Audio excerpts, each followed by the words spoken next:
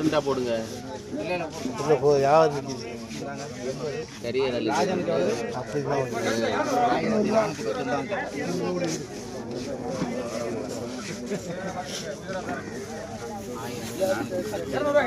அப்புறம் இன்னொரு ஆளுக்கு யாருக்கு காசு கொடுக்கணுமா?